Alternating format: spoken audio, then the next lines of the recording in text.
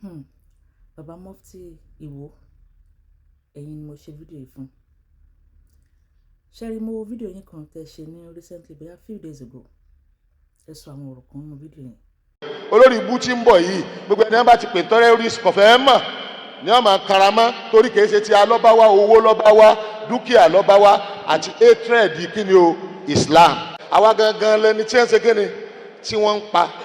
Ìlú mùsùlùmí náà ni mùsùlùmí ti dìde lólùfẹ́ lu sẹ̀ríà mùsùlùmí ni wọ́n ń pa. Ẹ wá ní Christian ni wọ́n ń pa Nàìjíríà wọ́n ti ń pa Christian jù wọ́n fẹ́ wá bí ni o. Nínú ẹ̀ ẹ ní àwọn mùsùlùmí òun ni wọ́n ń pa wípé wọn ò pa àwọn Christian. Ok, àwọn mùsùlùmí tẹ́ ní wọ́n ń pa yìí ǹjẹ́ ó ní ọjọ́ kan tẹ́ jáde láti pariwo àwọn gọ́ọ̀mẹ̀ntì síta láti ti lè advocate fún àwọn èèyàn tí ẹni wọ́n ń pa yìí because every time ní kíní yẹn ń ṣẹlẹ̀ láti lè sọ wípé àwọn ọmọ ìyá yín nínú ẹ̀sìn òun ni wọ́n ń pa yìí kẹ́ call out government àbí kẹ́ ẹ tiẹ̀ jáde láti ṣe fídíò fún àwọn bandits yìí ṣùgbọ́n ẹ̀ jáde o. Ọ̀kan nínú àwọn olórí ẹ̀sìn ní lórí ìkànnì táwọn èèyàn dẹ̀ mọ̀ yín sí pé Mufti Ìwó kì í ṣe Mufti Yorùbá land because wáyé pé Mufti Yorùbá land ní ní máa sọ̀rọ̀ bẹ́ẹ̀ ṣe máa ń lo platform yín yẹn. Ẹ wá tún wọn nǹkan ẹ tún wá sọ mo rí fídíò yín kan náà again tí màá attach mọ́ àwọn nǹkan gbogbo àwọn nǹkan tẹ̀ sọ yẹn màá attach mọ́ fídíò yìí.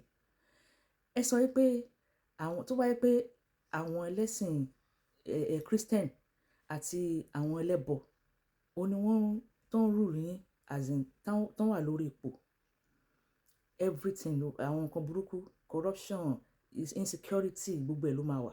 Ẹ jọ àwọn tó jẹ́ Muslim tó ti darí wa ní Nàìjíríà tó jẹ́ president gbogbo nǹkan tẹ́ ẹ kà sílẹ̀ yẹn wọn kì í ṣe àbí.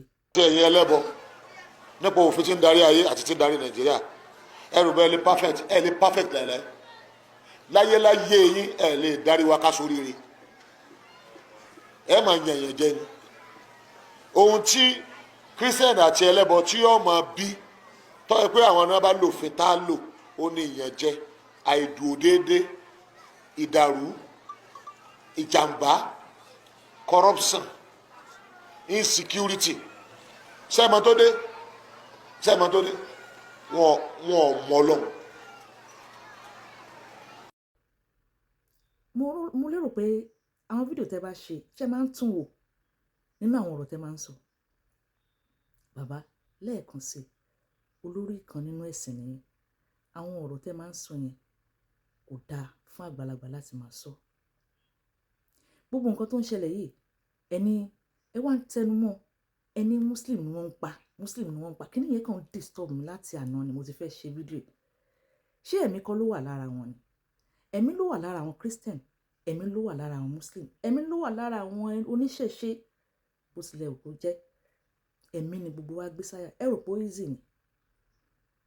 So nǹkan tí wọ́n ń ṣe ní north bí wọ́n ṣe ń pa àwọn yẹn bó tilẹ̀ jẹ́ pé ẹ̀ jáde láti defend àwọn tẹ́ ẹ pè ní ọmọ ìyá yẹn gan nínú ẹ̀sìn torí ẹ̀ tẹ́ mọ́ pé àwọn Muslim náà ń pa ẹ̀ ń sọ bíi pé ẹ̀mí lásán ni ẹ̀mí èèyàn ni.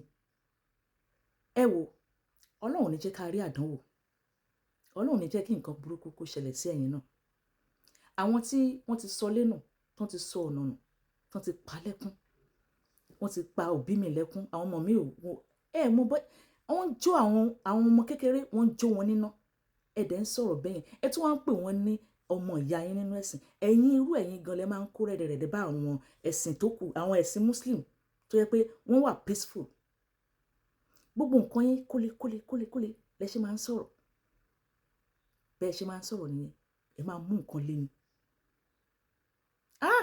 Bàbá ṣẹ́rí ẹ jẹ́ ń sọ nǹkan fún yín kò sí ẹni tí àdánwò lè dé bá o kò sí omi dẹni wá ẹ má rò pé Christian ò lè ṣoore fún yín o ẹ má rò pé àwọn oníṣẹ̀ṣe wọn ò lè ṣoore fún yín ṣùgbọ́n torí pé a ò mọ ibi tá a ti lè pàdé bàbá àwọn oníṣẹ̀ṣe tẹ̀ ń bú lẹ́ni tẹ́ ń pè wọ́n lẹ́lẹ́bọ ó lè jẹ́ pé àwọn náà máa ṣe àǹfààní kan fún yín ní ọ̀la àwọn Christian tẹ́ máa ń gbógun tẹ́ máa ń pariwo wọn lórí péjì yín ó lè jẹ́ pé àwọn gan ló máa ṣe àǹfààní fún yín ní ọ̀la bàbá àbí àwọn ọmọ yín ẹ jẹ́ ká máa ro tọjọ́ ọ̀la àwọn ọmọ wa ní gbogbo ìgbésẹ̀ tá a bá ń gbé.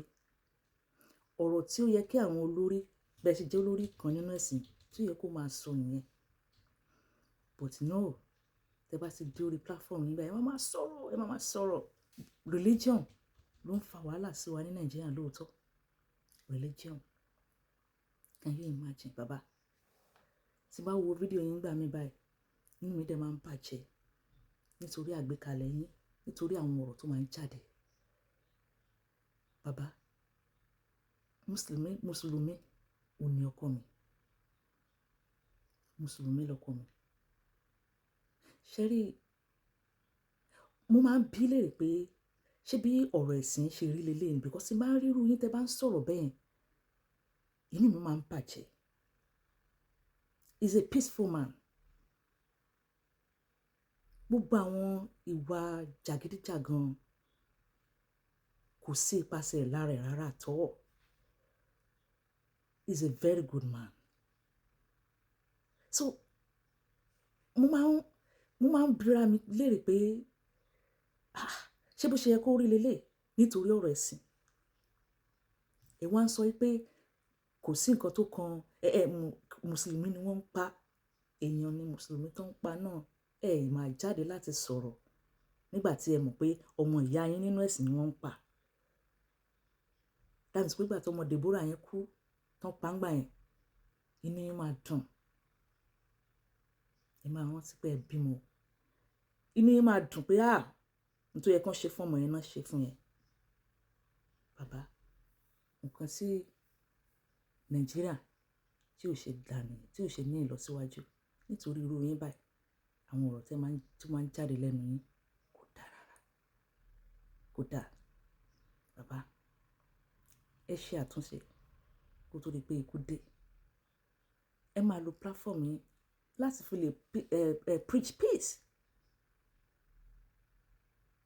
Àgbàlagbà ni ẹ ti ń dàgbà lọ. Tẹ́ bá lọ sọ irú èyí, okay, mo wá fẹ́ sọ nǹkan fún yín. Tó bá yẹ pé bọ́n ṣe ń pa àwọn èèyàn ní North yẹn, ẹ̀yin ò ṣe mú kan nínú àwọn èèyàn ní gbogbo side ọ̀dọ̀ wa yẹn kẹ́ ẹ pa. Kẹ́ wá sọ pé nǹkan tí Ànábì ní kẹ́ ẹ ṣe nìyẹn, kẹ́ ẹ pa ẹni yẹn. Kẹ́ wá wò bí àwọn ẹrú kú ò ṣe ní bò yín. Bàbá, wọ́n á nà yín débi pé ṣé rí ikùn yín tẹ́ máa ń fọwọ́ pa yẹn, ẹ máa ní flat tummy wá lójijì ni. Ikùn tẹ́ máa ń fọwọ́ pa yẹn, ẹ máa ní flat tummy wá lójijì ni. Kẹ́ wá wò bóyá ẹ̀ ní ṣẹ̀wọ̀n lórí ẹ̀ tẹ́yìn bá pààyàn. Kẹ́ wá wò bóyá wọ́n máa fọwọ́ ra yín lórí wípé bó ṣe ń ṣe nìyẹn. Ṣé bí wọ́n ṣe kọ́ yín nìyẹn ṣé kẹ́ máa ṣe nínú ẹ̀sìn?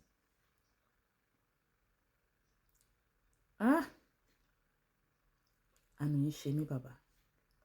I'm not sorry to say this. Gbogbo nǹkan tí mo sọ yìí, mi ò sorry láti sọ.